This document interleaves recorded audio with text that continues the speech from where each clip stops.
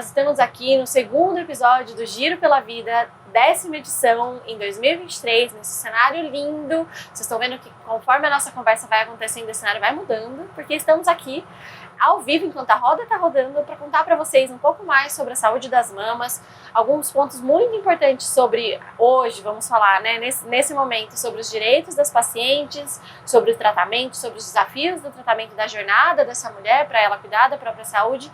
E essa a ideia desse espaço aqui, a gente tem aqui um momento de troca, de acolhimento, para vocês ouvirem e saberem mais sobre tantas informações que são importantes para vocês cuidarem da saúde das mamas.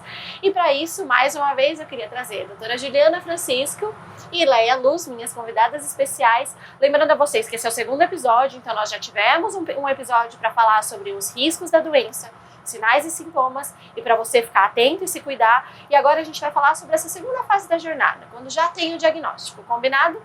Para começar, eu queria então começar do começo dessa segunda fase, doutora Juliana. Então a paciente foi lá, fez, né, a mamografia, viu alguma alteração e ela recebeu encaminhamento para fazer a biópsia. Quando a gente ouviu a Leia contando um pouquinho da primeira experiência dela, a Leia que teve 2 diagnósticos de câncer de mama, ela trouxe um cenário muito difícil de que ela levou 4 anos questionando uma equipe médica, alguns médicos, sobre as mudanças que ela percebia no seu próprio corpo. Então eu queria trazer primeiro, né, falar que a gente tem algumas leis. Então acho que o primeiro lembrete que eu queria trazer é: a gente tem leis que asseguram as mulheres a conseguirem os seus diagnósticos. Quais são essas leis, doutora Juliana, que hoje trazem, né, a preservação da saúde das mulheres em relação à saúde das mamas? Na verdade, a gente tem a principal, a lei dos 30 dias, que na suspeita, né, de um câncer, de alguma doença, o paciente tem 30 dias para realizar o diagnóstico. Coisa que a gente viu que com a Leia foi muito mais que isso. E a lei dos 60 dias também de extrema importância, que a partir do momento do diagnóstico, então no caso do câncer de mama, do resultado da biópsia, o anátomo patológico, você tem 60 dias para iniciar o tratamento. A gente sabe que infelizmente essa lei não é cumprida, né? A gente fez um levantamento, né, Mari, do panorama do câncer de mama, que foi uma média aí de 174 dias para o início do tratamento no Brasil. Então é de extrema importância porque quanto antes a gente começa o tratamento, maior a chance de cura da doença. E temos também a lei da reconstrução mamária. Então aquela mulher que por algum motivo tenha que fazer uma cirurgia mais radical, a retirada da mama ou tem alguma mutilação de uma cirurgia conservadora, ela tem o direito da reconstrução, geralmente no mesmo momento da cirurgia, né? Aí avaliando cada caso direitinho, com as condições clínicas. E esse ano também foi aprovada a lei, se aquela mulher já fez a reconstrução com uma prótese de silicone e houve alguma complicação desse procedimento, ela tem o direito de realizar a troca também. Isso tanto o paciente SUS quanto o paciente de convênio. É tão importante quando a gente fala dos direitos, né, e a gente pensa em todos os desafios que a mulher está vivendo nesse momento de diagnóstico. A gente sabe que, mesmo com todos os direitos preservados, não é fácil, né, Leia? No episódio anterior, você contou pra gente que levou 4 anos para conseguir chegar ao seu diagnóstico. Então, essa lei dos 30 dias não funcionou para você. Mas em relação ao seu diagnóstico, você conseguiu começar o tratamento rápido? Como foi? Desde a data que você teve o resultado da biópsia? Olha, a lei dos 60 dias funcionou comigo. Boa notícia. Muito boa notícia. Eu recebi o diagnóstico no dia 1º de novembro, dia 10 de dezembro eu já estava fazendo o meu primeiro ciclo de quimioterapia, né? Então, eu tive dificuldade mesmo para receber o diagnóstico. A partir do momento que eu recebi o diagnóstico, que eu estava inserida lá, aí eu consegui fazer todo o tratamento certinho. Em relação ao direito da reconstrução mamária, que a doutora Juliana contou pra gente, você conseguiu fazer, eu sei que você viveu 2 experiências, uma experiência pelo SUS e uma experiência pelo plano de saúde. Como foi nas suas 2 experiências, tanto pelo SUS quanto pelo plano de saúde? Me conta como foi. Olha, pelo SUS eu fiz a cirurgia e coloquei o expansor, né? E aí era para ser feita a troca em 1 ano. Só que essa troca eu não consegui fazer até migrar o plano de saúde. Então essa troca só foi feita quando eu fui pro plano de saúde. Fazer a sua segunda cirurgia. Para fazer a segunda cirurgia. Acho que essa é uma das coisas que nessa experiência trabalhando com a causa eu percebi e nos relatos das pessoas é que existe uma diferença muito importante quando a gente sabe sobre os direitos e quando a gente não sabe, né? O primeiro passo é isso que está acontecendo aqui agora, da informação chegar para vocês e vocês saberem que os direitos existem e que eles precisam ser garantidos. E a gente tem algumas formas de conseguir que esses direitos sejam garantidos e eu queria contar para vocês, né, aproveitar e divulgar para vocês que um deles, a Aleia é uma voluntária, inclusive, ela é voluntária do Oncoguia. E conta pra gente um pouquinho da importância, uma coisa que eu aprendi, né, com o próprio Oncoguia, é que existe uma coisa que chama paciente ativo e responsável, que é o paciente que sabe os seus direitos e que dialoga e que conversa sobre isso. Nessa jornada, eu aprendi muito que a diferença entre saber e não saber está no contar. Muitas vezes as pessoas sequer sabem que existem essas leis e que quando elas vão lá, né, no sistema de saúde para fazer a marcação de consultas, elas precisam falar, olha, eu sei que eu tenho o meu direito e eu quero que o meu direito seja preservado. Quando a gente fala que a gente sabe que tem o nosso direito, a gente já é tratado diferente, isso a gente percebe, né, em tantos relatos. Mas me conta um pouquinho, né, sobre a importância disso, assim, de ter um canal de apoio, e eu queria deixar aqui, pedir para que coloquem aqui embaixo, inclusive, que existe um canal de apoio e acolhimento, que é o Ligue Câncer, que o número é 0800 773 1666. Mas, Leia, acho que eu queria, né, olhar para isso e ouvir tua história sobre a importância, né, do desafio da jornada da paciente, da gente ter apoio, ter acolhimento e ter uma rede de apoio, assim. Como foi? Você enfrentou desafios e essa rede de apoio foi importante e é importante para você? Olha, a rede de apoio, ela é muito importante na questão de você ter uma mulher que já passou pelo câncer de mama e você conseguir passar para uma mulher que talvez esteja com suspeita uma informação de qualidade, para ela manter a calma, para não entrar em desespero, porque muitos entram em desespero, né? Eu não vou conseguir, eu vou morrer. E tirar isso da cabeça dessa mulher que o câncer é o fim. Porque quando ela nem recebeu o diagnóstico, ela já entra em desespero. E em questão do direito, eu acompanho uma mulher, né, uma paciente, como voluntária, né, que ela estava com muita dificuldade de poder fazer um exame, de ter um acesso ao mastologista. E eu fui com ela na Secretaria da Saúde, eu fui com ela no posto de saúde. Eu falei, não, ela está com uma suspeita, tem a lei dos 30 dias e ela precisa de um diagnóstico. Mas não tem. E muitas vezes tem a má vontade de quem está lá de atender bem essa paciente, de acolher essa paciente. Então eu fui lá para mostrar. Mas eu tenho vergonha. Não é ter vergonha, é sua saúde. O que está em risco ali é a sua vida. Então você vai lá, eu fui lá e bati o pé, falei, não, ela precisa, como que a gente vai fazer? Tal. Eu vou ligar. Não ligou? Liguei de novo, cobrei, consegui. E ela conseguiu fazer. Graças a Deus, não era um diagnóstico de câncer de mama, mas aí, poderia ser. Queria te ouvir também, doutora, né, na prática clínica, né, no cuidado com essas mulheres, você vê a diferença da paciente que vem cheia, munida de informação, mesmo para como ela vai se comportar para os próximos passos de tratamento? Como que é isso? Sim, na verdade, igual a fala da Leia, a rede de apoio é fundamental. E aí quando eu falo para os pacientes que a rede de apoio não é só família, amigos, vizinhos, é a equipe médica também, a equipe da saúde.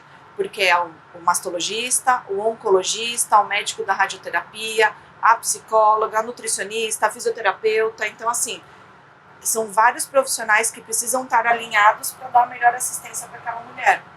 Então, eu falo que quando a mulher chega, igual a Leia comenta, a gente tem que saber que o câncer de mama não é o fim. Né?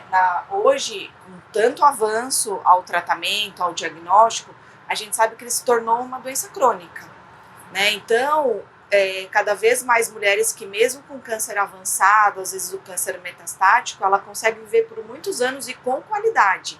Então, é isso que a gente precisa tirar esse mito, né?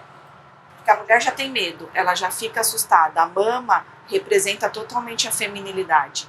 Então, assusta ela a qualquer momento. É uma ideia já muito, né, que evita às vezes ela até de se autoconhecer, de fazer o exame. Então o médico ele tem que acolher essa mulher no momento do diagnóstico.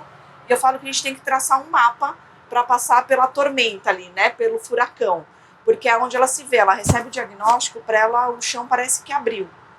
E muitas vezes a gente fala tanta informação que ela não absorve na primeira consulta. Então a gente tem que saber também que uma coisa é a gente falar, ela está entendendo? E da maneira com que eu falei, ela conseguiu compreender, porque não é só ela ouvir, ela precisa compreender o que está acontecendo. E aquela mulher que já vem munida de informação, igual a Leia falou, saber da lei dos 30 dias, dos 60 dias muda, porque ela sabe que tem alguma coisa que não está certa e ela vai e persiste até ela conseguir diagnosticar. No caso do câncer de mama e começar o tratamento, mas que bom, porque imagina a angústia que essa mulher ficou até receber o diagnóstico que não era nada. Sim. Então a gente precisa pensar nos dois lados, abala muito a estrutura e às vezes esse atraso todo, essa burocracia tão grande, afasta a mulher de fazer um diagnóstico e conseguir ser tratada. E aí eu fico pensando que agora possivelmente tem aqui, né, nos ouvindo, nos vendo, mulheres que receberam diagnóstico. Agora, recentemente. Eu queria só entender bem rapidamente, que é claro, gente, esse episódio não tira a importância de vocês conversarem com os médicos, de vocês, com a equipe médica que acompanha vocês, mas uma pessoa que acabou de receber o diagnóstico, o que é mais ou menos um passo a passo que vai acontecer com ela? A gente sabe, e lembrando, que o diagnóstico é individualizado, que cada uma vai receber um tratamento, medicações específicas, porque câncer tem nome, sobrenome e apelido, né, doutora? Tem tipo, subtipo, enfim, e estadiamento, e tudo isso vai mudar o tratamento que você vai receber. Mas o que mais ou menos ela deve esperar caso ela receba um diagnóstico agora? O principal é ela saber o que ela precisa conhecer, igual você falou, né, nome, sobrenome e tudo mais, porque cada vez mais o tratamento está individual. Então a gente precisa de muita informação para saber. Então não adianta só a biópsia, câncer de mama. Qual é o tipo desse câncer? Então um exame muito importante que a mulher pode perguntar para o seu médico é: e a minha imunohistoquímica?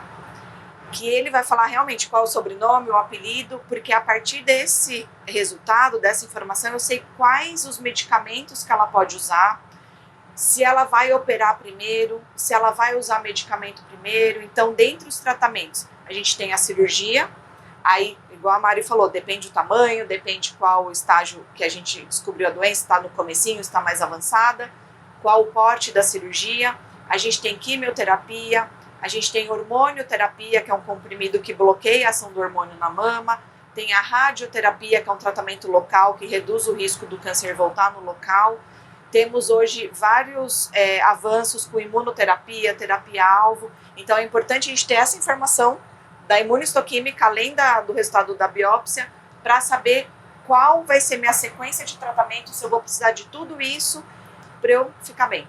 A Leia, além dessa história, né, empoderada, que ela conseguiu o próprio diagnóstico, ela também traz pra gente um relato disso, né, de que cada tipo de câncer é um tipo de câncer, porque nas suas duas experiências de diagnóstico você teve duas jornadas diferentes, né, Leia?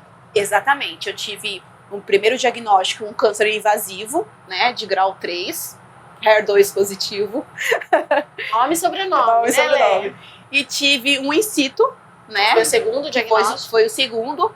Não precisei fazer quimioterapia, nem radioterapia. Eu sigo em tratamento com o Zoladex, que é a hormonioterapia. Então é isso, uma própria mulher pode ter mais de um câncer e ela pode ter jornadas diferentes quando a gente fala sobre isso, né?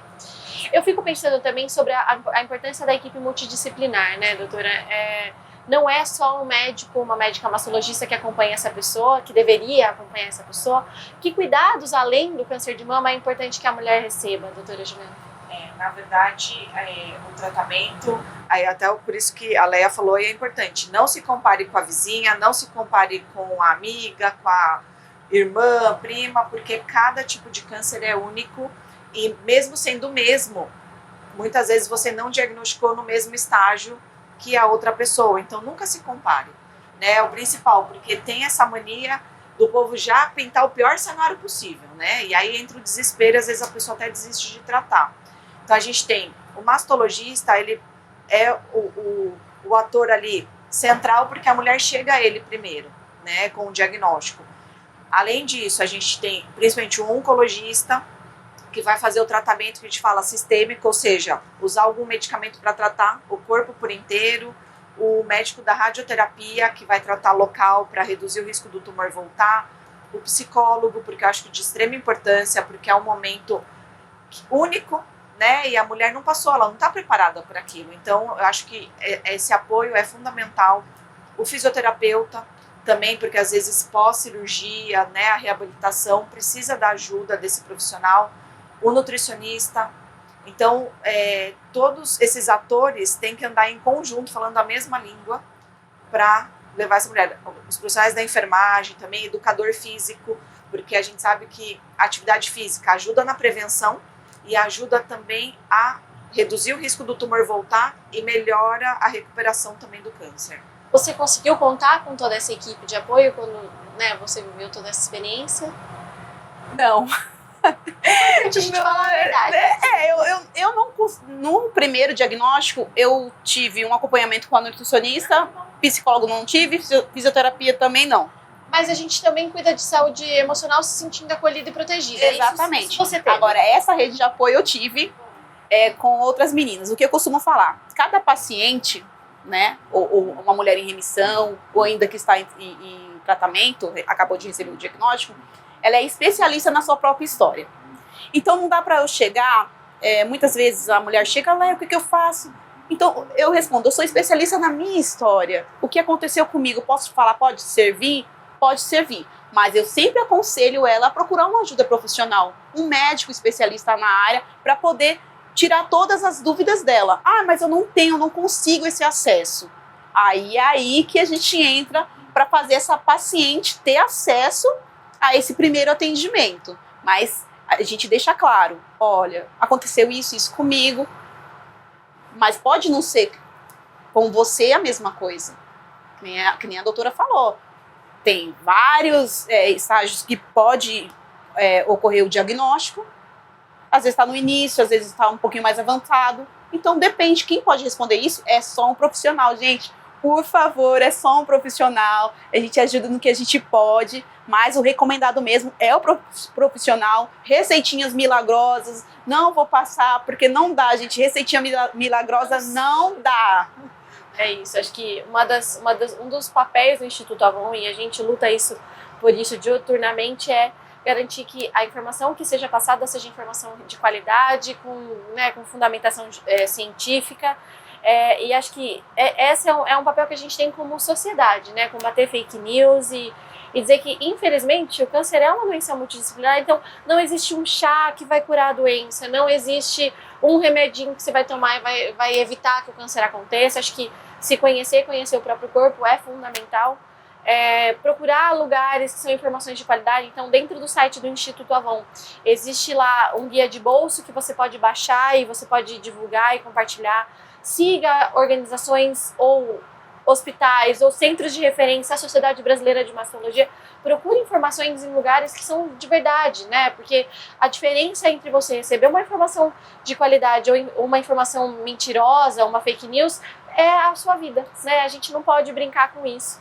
A gente não tem mais muito tempo aqui, mas acho que existem algumas mensagens finais que as minhas convidadas gostariam de deixar para vocês. Então, queria abrir espaço. Ju, existe mais algum recado que você gostaria de passar para nossas mulheres? Primeiro, obrigada por estar aqui mais uma vez. Mulheres, se conheçam, que acho que o conhecimento, né, a experiência que a Leia contou pra gente é fundamental. Aquelas mulheres que mesmo que não sintam nada, têm 40 anos de idade ou mais, mamografia uma vez ao ano. Se notou alguma diferença, mas não deu um ano ainda no meu exame, vá ao médico, que às vezes você tem que fazer esse exame antes de completar um ano. Se tiver histórico familiar, tem dúvida, converse com o seu médico para saber qual o seu risco, para saber se o seu risco é aumentado, porque aí às vezes você precisa começar essa mamografia antes dos 40 anos de idade. Tenha hábitos de vida saudável, tanto alimentar, atividade física, saúde mental, que é de extrema importância, e conte conosco, conte com o Instituto Avon, com informações importantes, que o câncer de mama tem cura, a gente tem a prova viva aqui do nosso lado. A doutora Juliana falou uma coisa que acho que é importante a gente relembrar, que sim, a recomendação da Sociedade Brasileira de Mastologia, da Organização Mundial de Saúde, é que a mamografia seja feita anualmente a partir dos 40 anos de idade. Infelizmente não é o que a gente vê no Brasil, e eu sei que vocês que estão nos assistindo se deparam com essa realidade. Hoje o Ministério da Saúde, como rastreamento, tem a prática de oferecer mamografia acima dos 50 anos a cada 2 anos, e por isso conhecer esses riscos, conhecer essas mudanças do corpo se faz mais ainda necessário.